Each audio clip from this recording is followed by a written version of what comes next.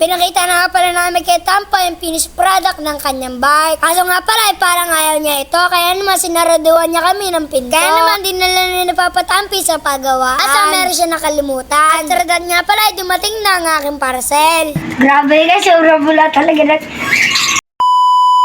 Wow, ang ganda naman Papa Tampi. Sana all.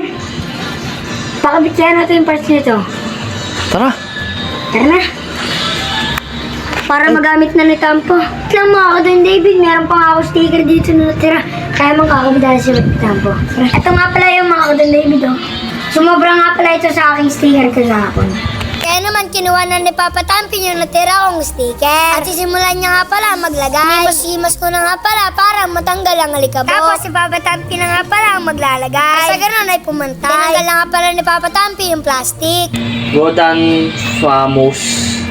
Ano ba pasa dito? Good famous. Good famous pa. Dikit-dikit kasi. Pero maganda guys. Ibila naman. Kaya naman sinakyan ni Papa Tampi kung babagay. Balit para siyang cowboy na walang pera. Siyempre ako naman dito sa maliit na sticker para meron naman akong magawa sa buhay. Buti na lamang ay pantay ang aking paggagawa. Bangis mga kadon David. Tampo! Dali, may regalo sa'yo! Halika, papakita sa'yo! Alam ko na eh. Pangit naman na reaksyon ni Tampo. Alam ko na mga kadon David siguro gusto niya buo na. Napapabuo na natin. Kaya naman kinuha na ni Papa Tampi yung mga pyesa. Papa Tampi parang hindi babagin. Wala ko ang dumi eh. Oo nga. Nihisi kaya natin. Tara. Tara, nihisa sa likod. Dito nga pala ay lumapit si Boss Tampo at tinitignan niya nga pala ang aming mga ginagawa. Kumuha na nga pala ako dito ng brush at nililis na nga pala namin ni Papa Tampi. Boss Tampo nyo nga pala ay nakigaya rin. Dahil nga pala excited na siya magawa ang kanyang bike. Mga kanon David, tapos na nga pala at papatayin na lang natin. Huwag ka dumi mo!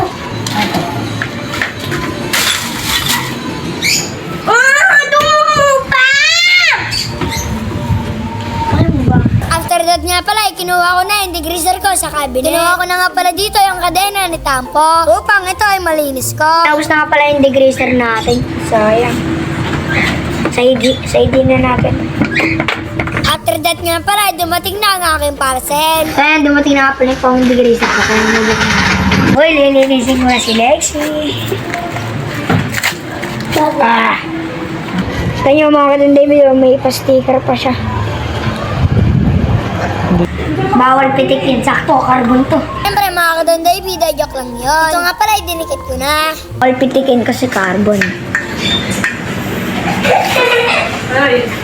Perdet nga pala, nilagay ko na sa likod si Lexi at lalagyan ko na nga pala siya ng foaming degreaser. Grabe guys, sobrang bula talaga na foaming degreaser na to. Masarap, masarap yan. Ano masarap? Hindi ko kaya kain yan. Yeah. Bababad muna natin siya ng 3 minutes or 5 minutes. Para mas effective talaga. Sa mga kadon David, si Papa Tampi na palang bahala sa bike ni Tampo at kami ay magbabike na. Maraming bikers guys oh. Yung manok ko guys, nagagala. After that nga pala, kinuha na ni Papa Tampi yung mga parts. Subalit nga pala, ganito ang mga sumunod na nangyari. Iwanan ko yung pork guys. Ayan, wala. Guys, walang pork. Ang layo ko na guys, oh. Nandito na ako. Layo ko na. Naiwanan natin yun, no. Sayang naman. Bali, lalagyan ko na lang ng top coat muna guys. Bukas ko na siguro ipapakabit. Sa ngayon, top coat muna. Kasi nakalimutan natin eh.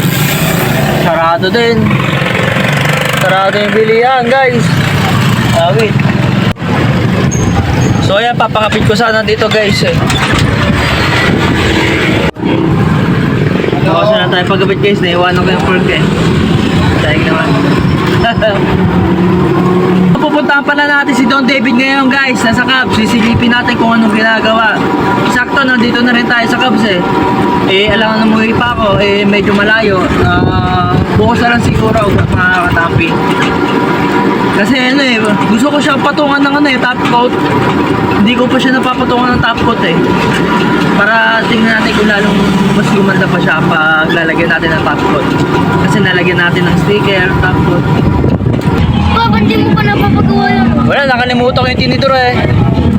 Ginamit ko kasi kumain ng spaghetti. Ako kumain ng spaghetti. Yan.